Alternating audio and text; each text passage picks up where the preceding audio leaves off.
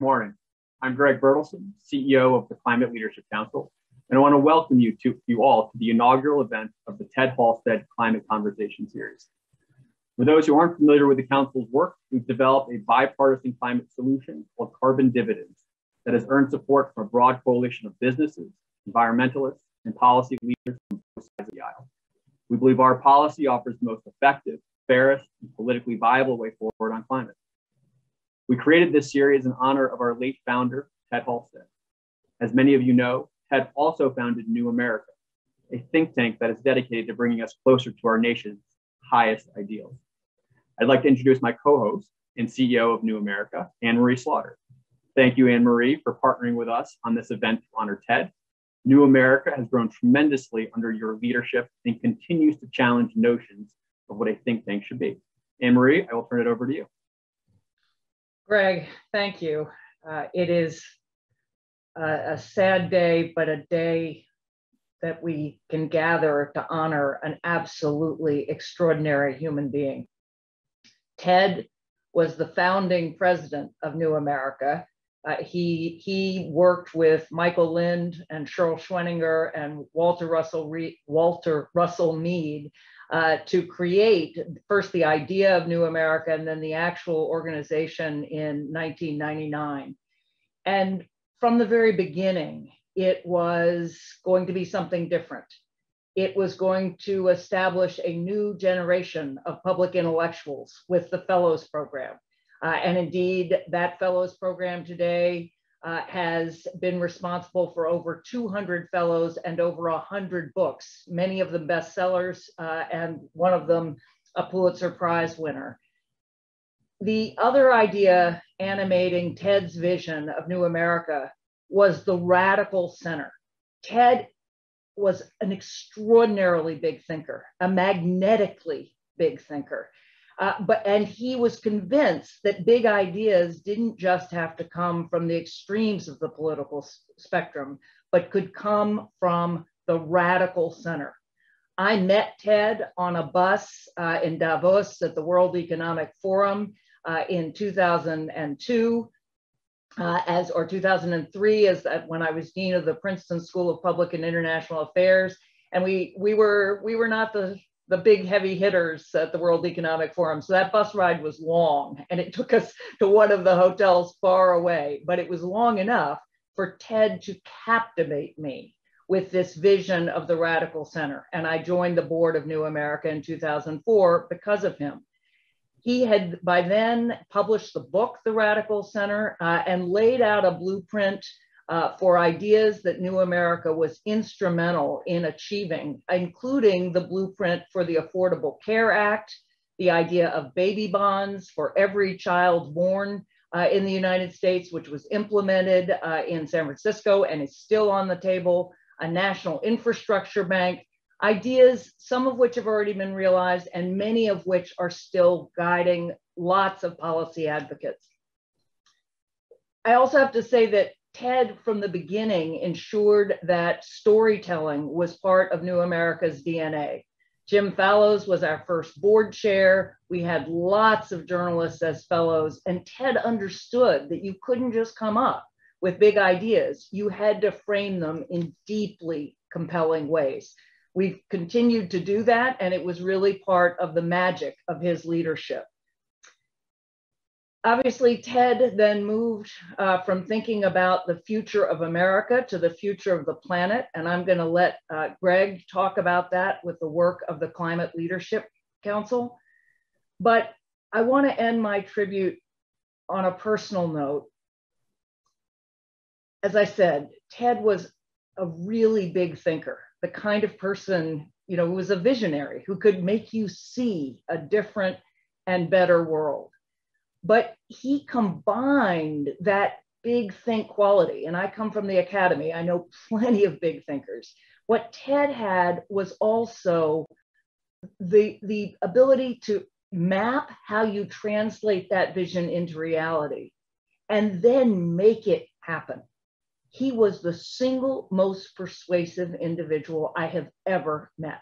In fact, you started a conversation with Ted, certain that you knew what you were going to do, what you were not going to do. And by the end of the conversation, you were pretty much going to work with him. I know this because really Ted is the reason I'm in the job I'm in. I recall very vividly the board meeting where Ted said, nope, you really have to become the next president of New America. And I said, I'm not going to commute again. I live in Princeton. I'm not going to do this.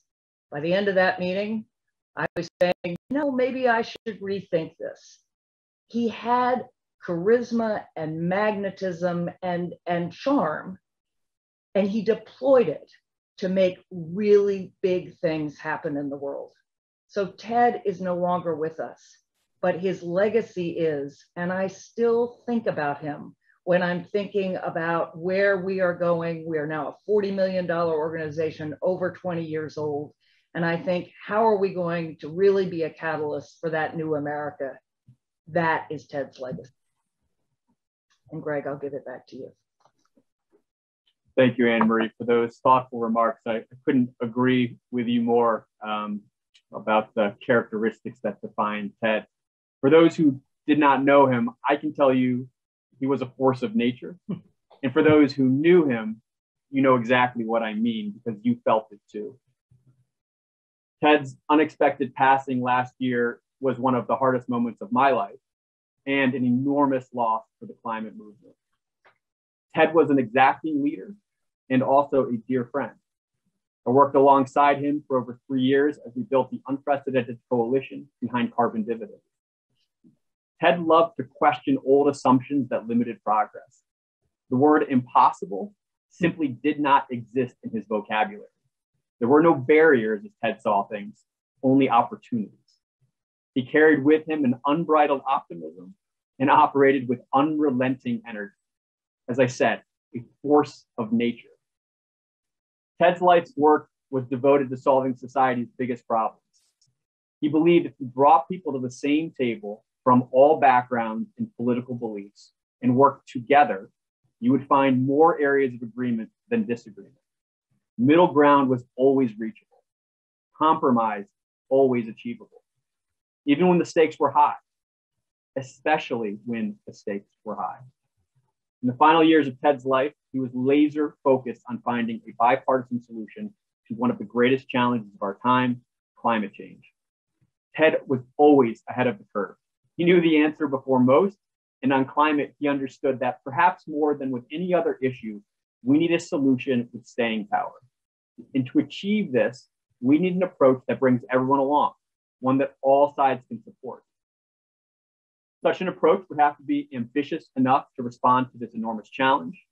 It would have to strengthen our economy and create new opportunities.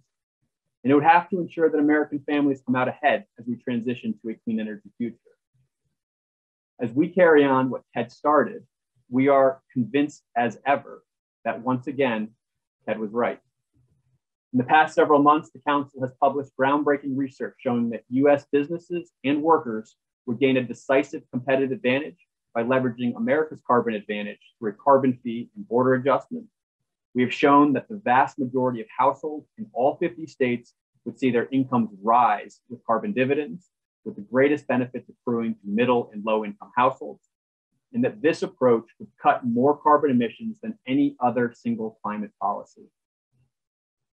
Ted's wife, Veronique, his daughter, Naya, and many other family members and friends are watching today. All of us, the Council, wish to express our deep admiration for Ted and our gratitude for your support of the work he started and that we carry on today. Veronique has been a vital partner and sounding board as we work to realize Ted's vision and see his plan enacted into law. Veronique, I cannot thank you enough. In an effort to capture Ted and inspire others with his example, we put together a short film that features interviews with some of the people Ted worked with to form the Council. I'm proud to share this tribute to Ted's life and life's work.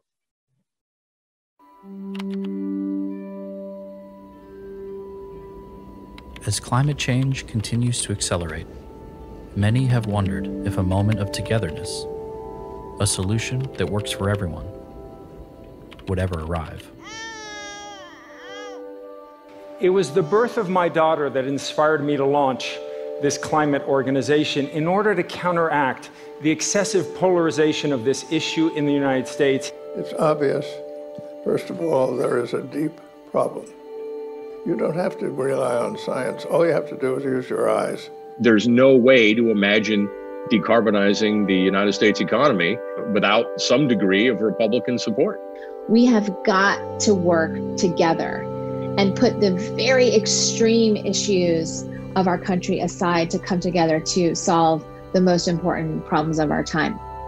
The Carbon Dividends Plan has unprecedented bipartisan support, and much of that is due to the determination and vision of one man.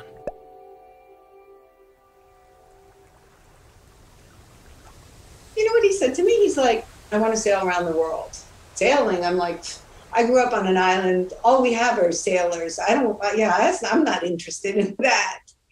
But yeah, he was very convincing.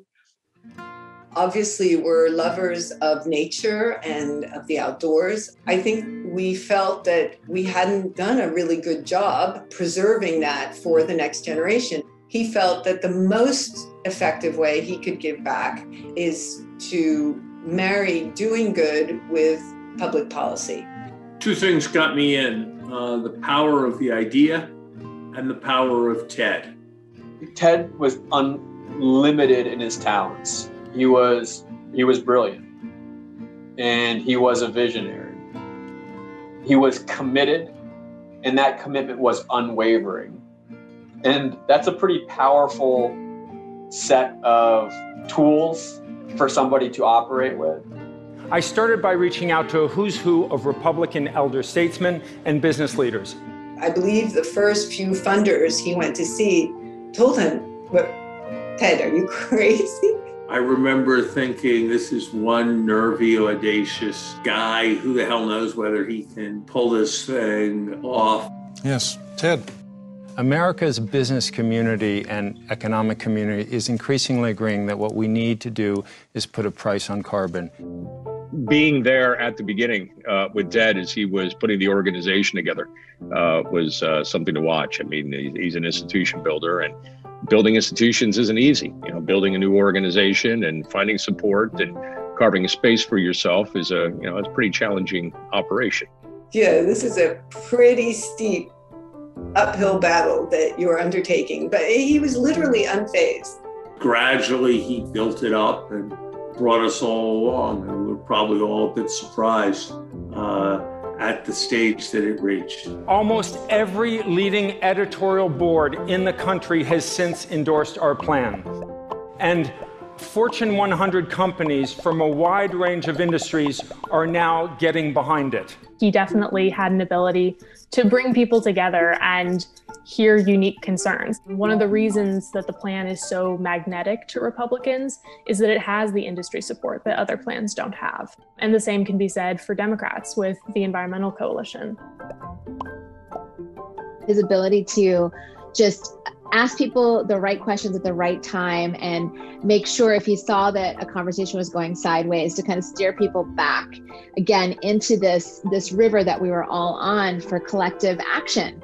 And he's a master at it. I've never seen anyone run a meeting of such diverse opposing views like Ted did. This is a kind of breakthrough beyond left and right policy that really could win the day. That was the hallmark of Ted, something for everyone, in order to get everyone to be for something. The Carbon Dividends Plan alone will cut U.S. carbon emissions in half by 2035. The plan has 4 unique features. 1, a gradually rising carbon fee. 2, dividends from the fee returned to all Americans. 3, simplified regulations for businesses. 4, a border carbon adjustment. This is a really sensible, reasonable, moderate, conservative, free market, limited government approach to this problem.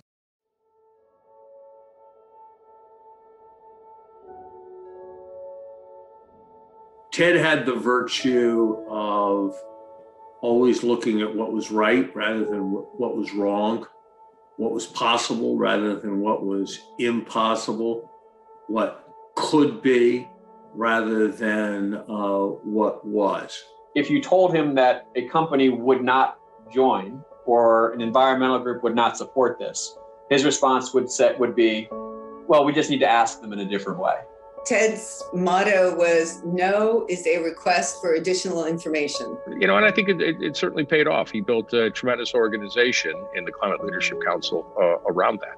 Ted could have been or done anything. Whatever he was putting his mind to, he was going to accomplish. We're lucky that it was climate. I can't help but feel like he got a lot of the pieces together just in time, because now what he created can live on in his absence. What made this process easier was knowing how Ted would want us to honor him, which is to get back to work and advance the mission of the organization. I'm just sorry that Ted won't be here to see it, but I think he knew in his heart of heart that he was going to get to the finish line.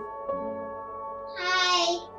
It's really up to me and everybody in the family to keep his memory so that she has that to hold on to. The more we protect our climate, the more our citizens benefit, including my daughter. Thank you.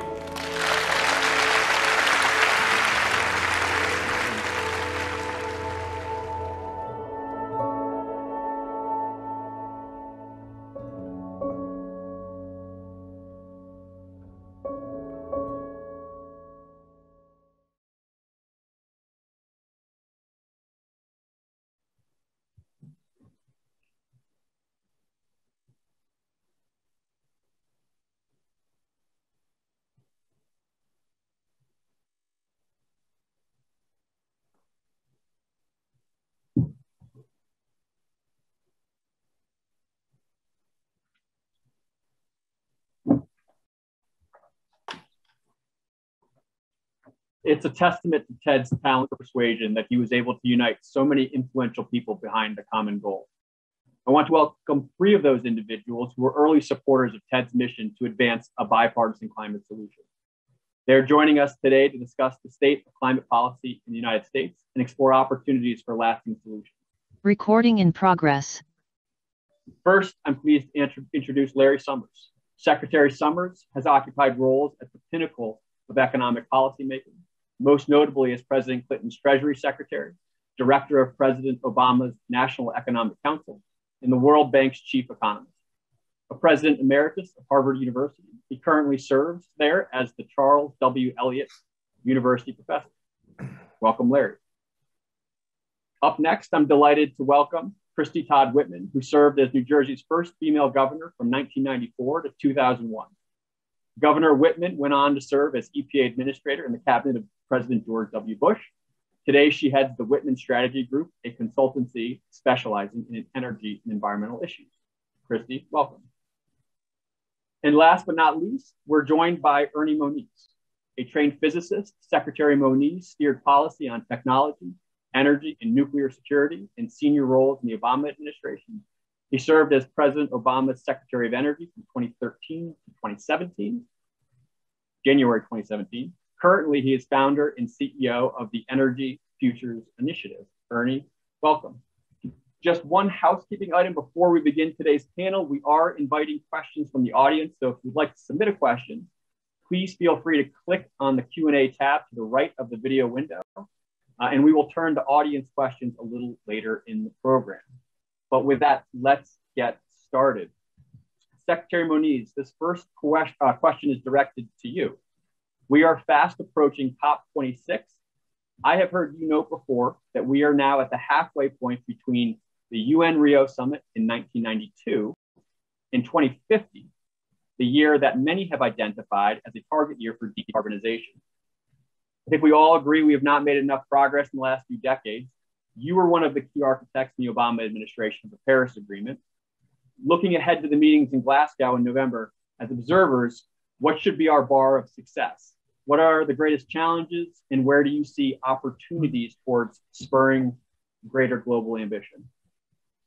Well, thanks, Greg. And let me just add, in starting my own very, very brief testimonial to Ted, and just to note that I would repeat what Henry said in terms of his articulation of the radical center was just so captured so much and was so important.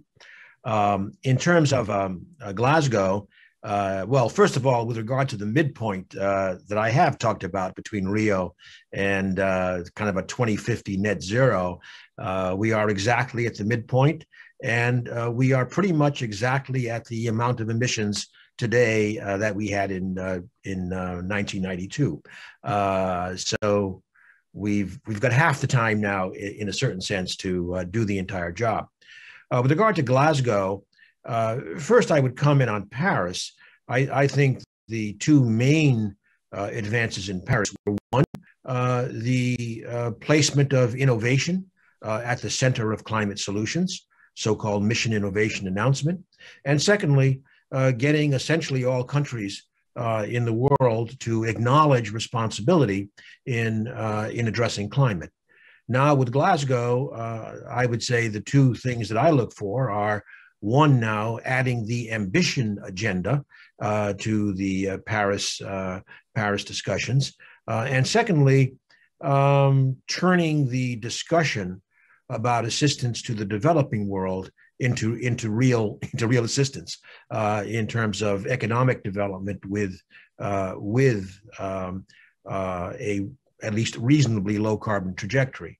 Now, on the ambition side, I guess what I look for obviously is something beyond the net zero statement, but something resembling plans to actually implement a trajectory towards mid-century that can get us there. And what I would say is the outlines of that trajectory are, number one, we decarbonize electricity and electrify some parts of other sectors. Secondly, we recognize and move forward to provide a low carbon fuel, I'll put fuel in quotation marks, that is a necessary complement to electrification. Third, that we acknowledge and move forward, especially on the innovation side, on carbon dioxide removal from the atmosphere and upper oceans, which I believe is an essential complement to the mitigation actions. And fourth, we do have to address the issue of supplying ultimately 10 billion people with food and protein in a way that is low emitting. So I think it's that agenda, and that agenda addressed in a pragmatic way that I would look for coming out of Glasgow. Thank you, Ernie. Very much appreciate it. Next, I would like to turn to Governor Whitman. Governor Whitman, the New York area, including the state of New Jersey, where you were governor, was recently battered by record rainfall from Hurricane Ida. Congress is working on two major pieces of legislation that will provide significant funding to states for climate mitigation and adaptation. As you watch these debates unfold, and perhaps putting on your hat as a former governor, what areas do you see as most needing these kinds of investments? Oh, what I would say, and let me start by echoing what the secretary said about Ted. He was incredible. He was a force of nature, no question about it. And when he started to talk to you about one of his ideas, even if you were a skeptic when you began the conversation, as Anne-Marie said, by the end of the conversation, you tended to be all in. When I see what's happening on the Hill, what I would look for as a governor is, obviously you want money and you want flexibility, but that isn't the way Congress works, nor should it. It shouldn't give unfettered dollars to individual states with just a broad mandate to do whatever you want with it in mitigation or in response. They need to have some guardrails around that. They need to have some standards that we know and recognize in general are the way to approach and harden ourselves, because that's really what the states are doing. Besides the overall issue of let's get after carbon and let's get a carbon fee in place, I believe in what Ted has designed is the way to move forward, because that is something that appeals to everybody, and the states need to see that and have a role to play in that, because they can with their own boards of public utilities, with their own regulation of the utilities they have. I mean, these things can begin. the federal government has become so mired in partisan politics that getting stuff through the Hill is an enormous challenge, in spite of the fact that we do have a carbon coalition of Republicans. I mean, climate change coalition of Republicans, 50 of them in the House, who say, we know this is a real issue and we have to deal with it. But the governors need to have some of the best practices put before them, because not all of them have access to that. When we harden ourselves as targets, we've got to understand that means building codes, where and when. Of course, I'm one of those that still doesn't understand why FEMA is anything to do with insurance.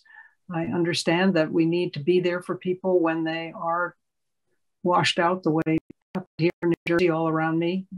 We have municipalities, towns that were just devastated. They need help. But on the other hand, we don't have an obligation, I believe, to let them rebuild and pay for it exactly where they were before in the way they did before.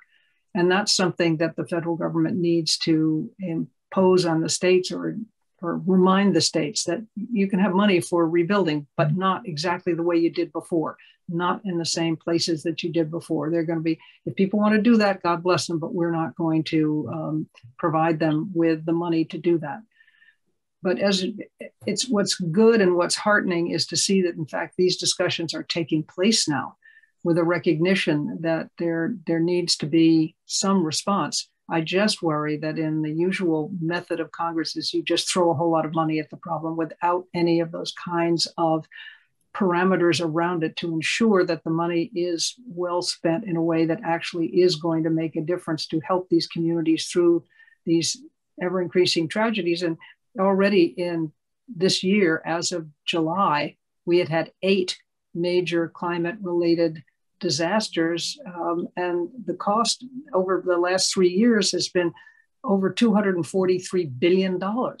In each one of those 8 have cost $1 billion each. And that's not counting for the fires and then the damage from the fires and the rebuild. So we have a huge challenge ahead of us, but I'm not for giving states unfettered dollars without any kind of parameters around the expenditures.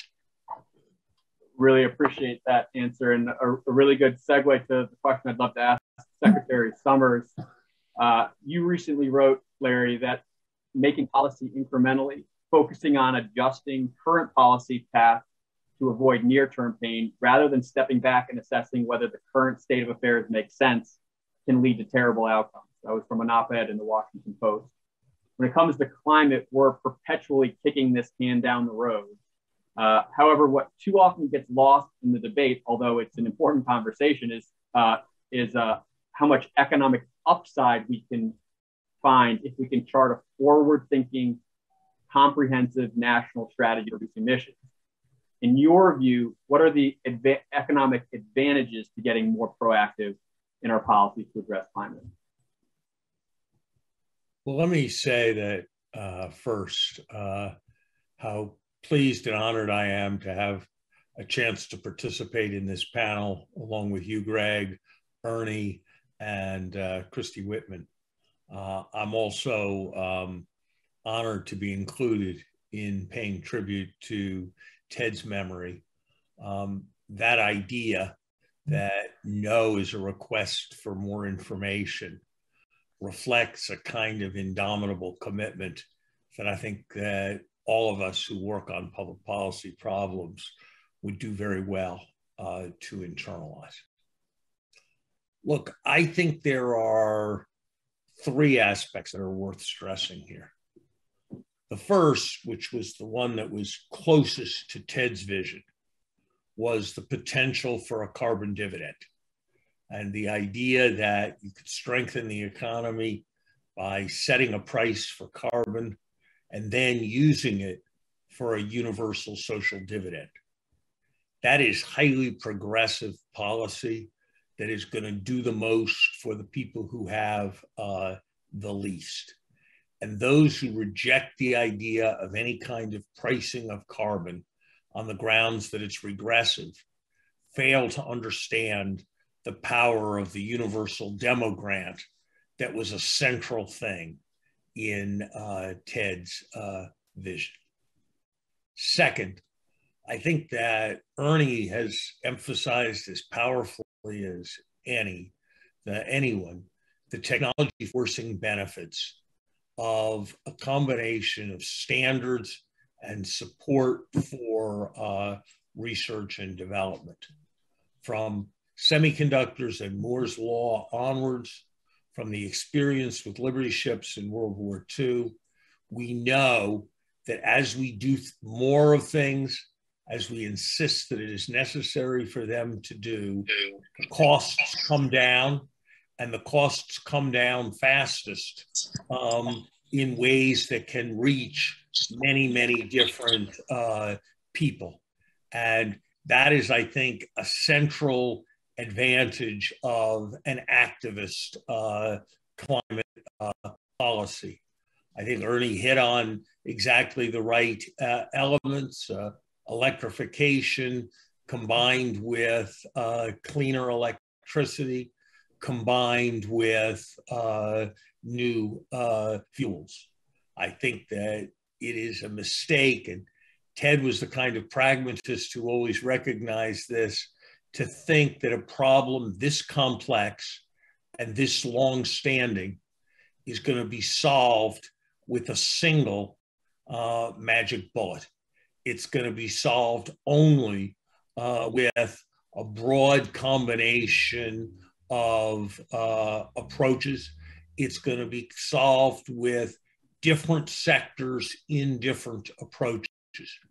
I suspect if Ted were with us today, he would be as intent as ever on carbon pricing and the carbon dividend, but he would also be emphasizing the importance of a range of scientific and technological innovation and standard setting as a complement to that carbon pricing approach.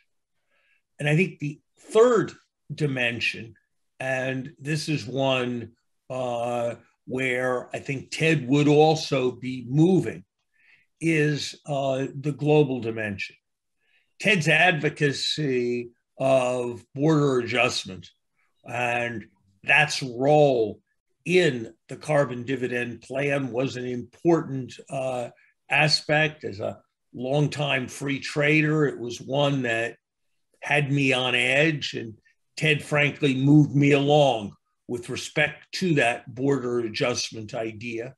But I think the global dimension of this has to include support for innovation of a variety of kinds in emerging markets. I've proposed, for example, that the International Bank for Reconstruction and Development, the World Bank, become the International Bank for Sustainability, Reconstruction and Development in light of the world's current set of priorities. So I think there's very substantial economic potential. And I also think that this is an area where the economic consequences of adjustment that begins today are going to be much more favorable than the economic consequences of economic adjustment that is further deferred. Thank you for that. I want to come back to a number of things that you all have said in your opening answers, but one common piece to everything to all of your first remarks is the notion of needing the right policies to chart the course forward. Now, you all served 3 different presidents and had a front seat to watching each try to forge consensus across the aisle. We're witnessing major legislation being discussed right now, but I think we can all agree that the most likely scenario is at the end of this process, we are still short of a trajectory to meet our climate targets, and thus we are going to need to find a way to build new bridges across the aisle to forge new consensus. And so what I'd love to ask each of you is, from your past and current experience, where have you found or witnessed success in building that kind of bridge across the aisle? And where do you see potential as we look ahead to the future? Ernie, if we could start with you. Well, first of all, I'd say that I think there's been some very important bipartisan motion, but as a reaction to the increasing public awareness of the need to address climate. I mean, look, the reality, in my view, is that weird weather has been just a major driver of the shifting attitudes of the public. One of the things I would say is, it wasn't that long ago, 10, 15 years ago, whatever you want to choose, where I think the arguments we often made very ineffectively were how we needed to address climate change for our grandchildren. Then, more recently, it became how we needed to address it for our children. We all love our children and grandchildren. But it turns out, I think the big shift was when people began to realize right now we are facing the consequences and paying for the consequences of the warming world. That, I believe, has really, while you don't see it in some of the more explicit policy discussions, I think it is shifting the foundation for potential bipartisanship in a positive way. One area where I think we have seen that in the last years is the innovation agenda, where the reality is, look, President Trump proposed rather large cuts in the innovation budgets for clean energy, and the Republican Congress said, thank you very much, but that's not where we're going. So anyway, I don't want to be Pollyannish, but I believe that the foundations are moving, and I believe it is the things like the price and dividend proposal that we're talking about really has all those elements of the kinds of trade-offs that can lead to some motion. So I remain I'm like Ted, I guess. Maybe I caught his disease of being optimistic, but I think it may not happen in this 4-year cycle, but I don't think we're that far away from making some substantial progress on the policy side to complement the innovation initiative, where I think we've already seen advances. I would just add one more thing. I think a very important part of the, increased possibility for bipartisanship on the innovation agenda, this is very important, is that we continue to admit to the innovation portfolio as much optionality as possible. Look, the words that used to be used, all of the above. Carbon capture and sequestration, together with hydrogen, nuclear power. It's not that everyone is going to embrace these solutions, but I think it's important for everybody to embrace that they are part of the discussion, because I would argue that those who try to limit the discussion to their favorite technologies, and we could name names, are engaging in coalition busting rather than coalition building. And that certainly is not where Ted would want to go. Couldn't agree more, and very much appreciate the optimistic view. Christy, one of the things you mentioned earlier was the formation of a new Republican caucus on climate change. I'm curious to understand from you where you see that momentum building, and how can we sustain or perhaps even accelerate the momentum on the Republican side when it comes to climate change. Let me just start by saying I agree with Ernie and what he has said on this, his analysis of it. The public responds when it hits them, and it's hit people on the East Coast, on the West Coast, and in the middle. And it's taken a terrible toll in lives and dollars, and people are beginning to understand that. Where you see the pressure coming on the Hill is from their constituents. When we, the people, stand up and say, this is an important issue and we care about it, and you guys have to start taking it seriously and telling us what you're doing about it, then they respond. And there's no question that that is starting to build. I just co-chaired a task force for the Aspen Institute on K-12 education and climate change. And we held listening sessions with people all involved in every level of K-12 education from around the country. But what was really impressive was what the kids were doing. What young people in high school have taken on as far as addressing the issue of climate change and being able to move school boards and local elected officials to give them money, to accept changes that they wanted to see in their local environment. I mean, this is where the pressure is coming, and this is what's going to force the Republicans to take this on. I mean, as I mentioned before, you do have this group of Republican climate believers in the House and in the Senate, but they're getting pressure. They're seeing it for themselves, and they're getting pressure from their constituents. And that's what's driving a lot of it. And that's not going to go away because, as we all know, unfortunately, we're in a position where we have to do two things at once. We have to figure out how do we harden ourselves so we can survive these storms, these mega storms that we're going to get, or the droughts. I mean, what do we do about the Colorado Basin? And the fact that we're taking water from Colorado to help California, and water wars have been real things with guns and all that kind of stuff. I mean, they don't play around there. So to me, this is something that is only going to grow, and the carbon, a cap on carbon, a fee on carbon is really the only way in the long run to make the kind of difference that we have to make. And the border adjustment approach, the approach that's been developed with the carbon dividend, border adjustment is one that is certainly should appeal to Republicans. It is something that makes it more equitable. It's not just passing down the fees. You won't just see the fees passed down by corporations to their consumers. So it's something that's got an appeal. As people start to take this issue more and more seriously, I think we're going to see more of the discussion around this proposal. And I'm very hopeful that we actually might see some action. But let me also just say, with this administration, one of the best things they've done is to make the approach to climate holistic.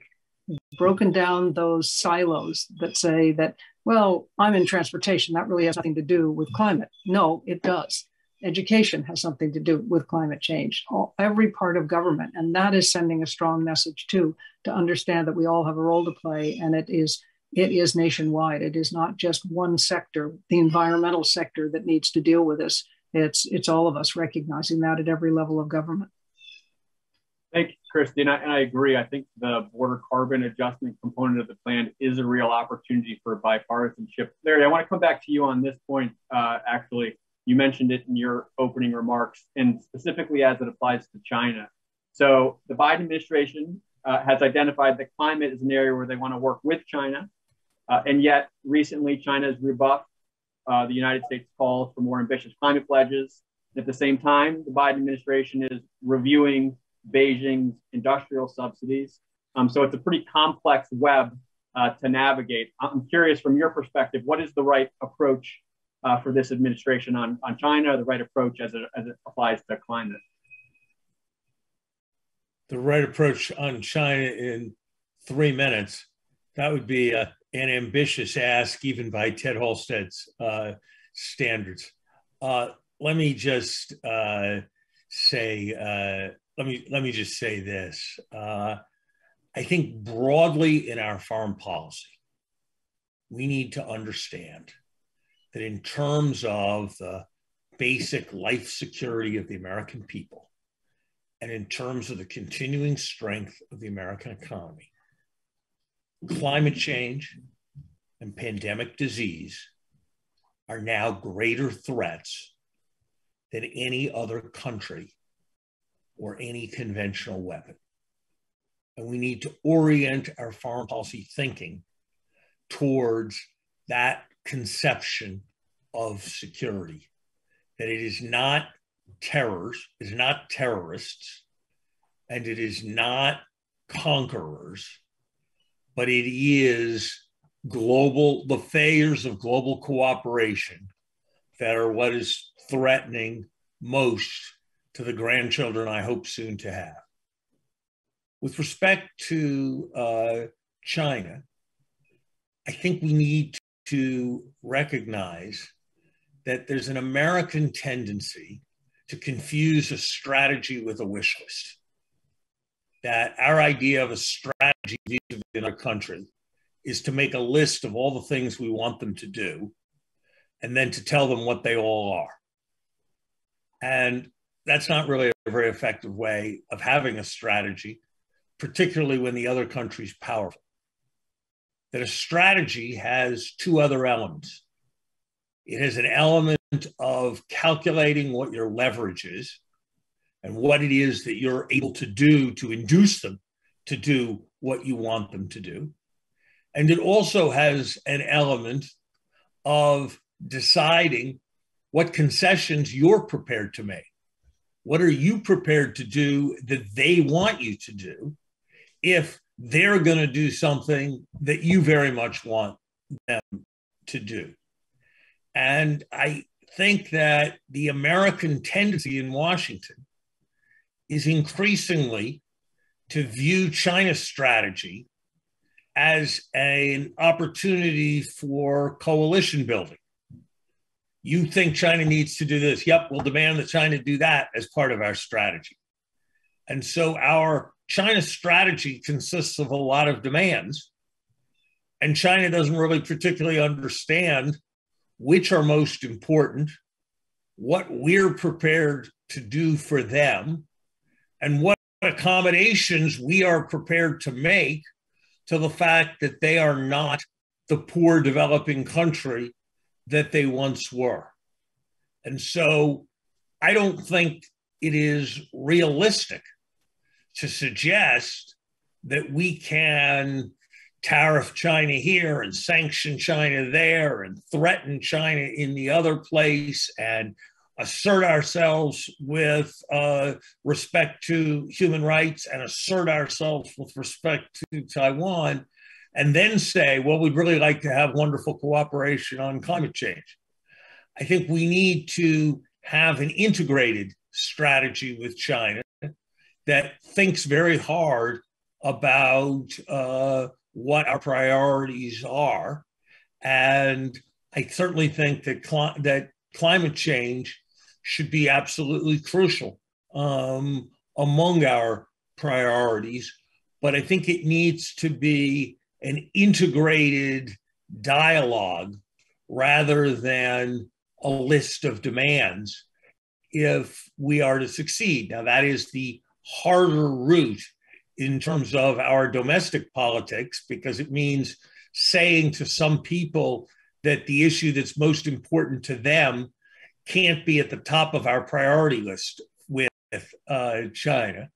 But the current approach, which is to bring everybody together just on a maximally lengthy list of demands, I think is a prescription for internal initial harmony followed by external failure with great consequence on the climate change issue and others. Thank you, Larry. I agree. A challenging task to ask you to unpack all of that in a short panel, but as always, well done, and really appreciate that thoughtful response. Ernie, I want to turn back to you. You've spoken already about the need for innovation and innovation policy as an essential component to solving climate change. This is something that you've worked on your entire career in and out of government.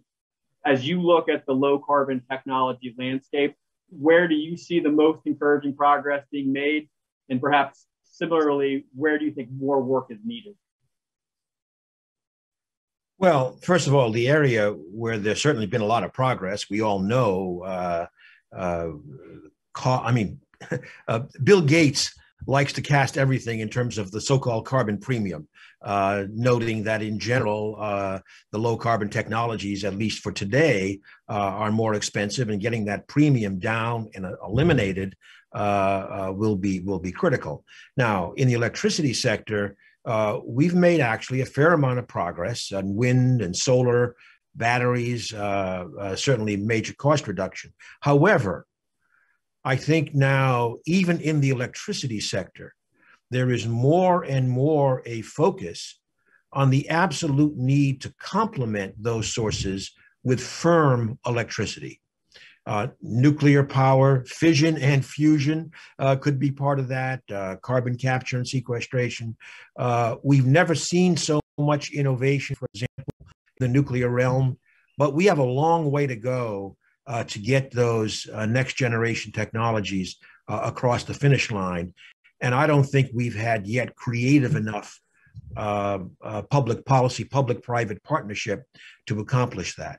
However, I would then move on to say, and Larry reinforced this, is that it's also coming into sharp focus that we need a fuel, a low carbon fuel. That was a kind of a forbidden words for a long time. Now, in particular, let's say hydrogen is getting an awful lot of attention globally. I'm very bullish on that, very supportive of that. However, if you take a step back, we really don't even know what a hydrogen value chain will look like. There are so many unsettled options. We are still in the world of treating hydrogen as a specialty hazardous chemical versus eventually a global energy commodity. We need a lot of innovation technically. We need a lot of innovation in business models and regulation to realize that. But that's an example of an absolutely critical path. And finally, I'll just mention, I mentioned earlier, carbon dioxide removal, which is more than just directly capturing CO2 out of the atmosphere. This, I believe, is a perfect, ripe portfolio to add to the international network called Mission Innovation that was established in Paris. This is exactly the kind of thing where international collaboration, kind of a commons, would be very important. It will be critical for reaching low carbon goals. So that's kind of an innovation agenda that I think really needs to rise to the forefront, including in Glasgow for the last. But again, the fuels and the firm power are absolutely central to making progress. Yeah, completely agree. We've got time for one audience question. And so this is going to be both Governor Whitman and the Secretary Summers. Governor Whitman, in your earlier remarks, you noted the importance of fiscal responsibility in government. Larry, this is something obviously you've been talking a lot about recently. And the current legislative debate, we're obviously very heavy on the spending side with public investments. But in your view, how do we deploy capital, private capital? How important is that? And how do we get the policies right to ensure that private capital is being deployed towards these big solutions, these big innovative solutions that we need? Christy, I'll turn to you first. Well, I mean, we know that a carbon price is going to be self-financing carbon solution, basically, the way it has been designed. And businesses need and want certainty more than anything else. They want harmonization of regulations. They want to not to have to deal with 50 different standards around this country, much less when you look around the world. So they want that market certainty and a stable policy environment in order to innovate. That's what they need, because they need to know it's going to be real and it's going to last. I think a carbon price offers this. And so does the fact that you have the border adjustment is a way to put pressure on those other countries. First of all, if we put a price on carbon, we're finally saying to the world we're serious, because I don't think the rest of the world is going to listen to us very much until we do something more substantive and visible here.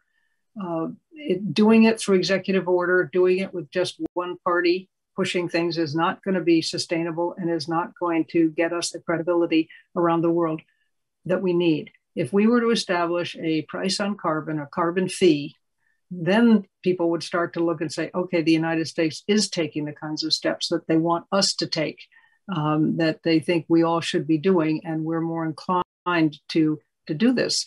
And so it would provide, to have a carbon price would give the market the certainty it needs.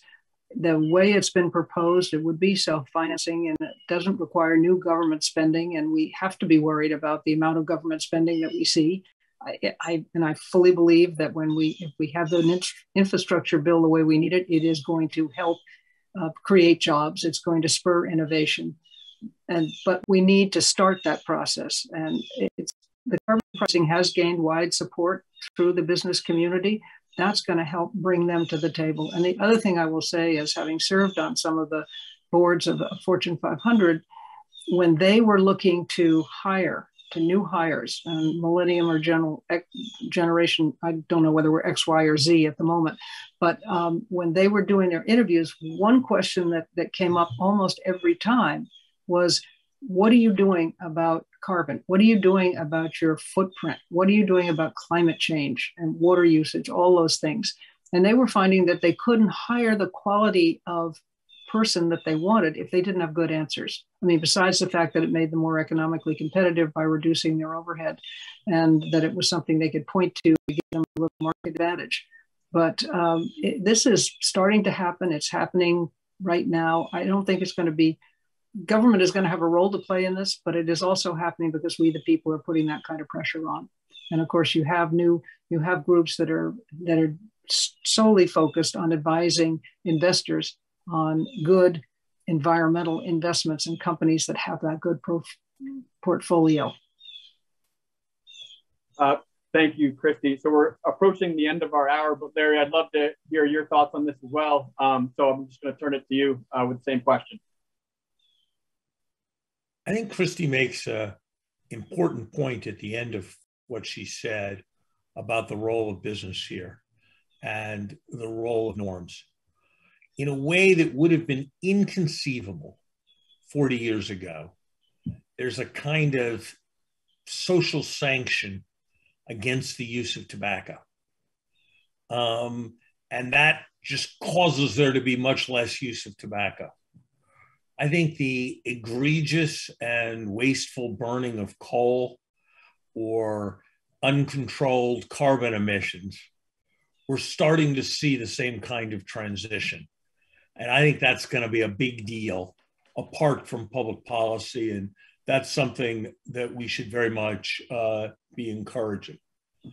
But I think Ted would have said that the largest lever by far was what was happening with public policy. And I think we do need to go at this like a scissors. I think you do need both blades.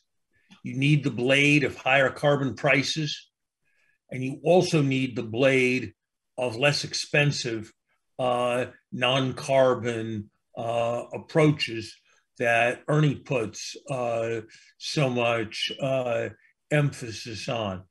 And that if we're able to get both of those blades going, I think this is a problem that is solvable. But I think we in Washington and we in the United States much more broadly do need to appreciate the risks of what might be called an American hypocrisy problem.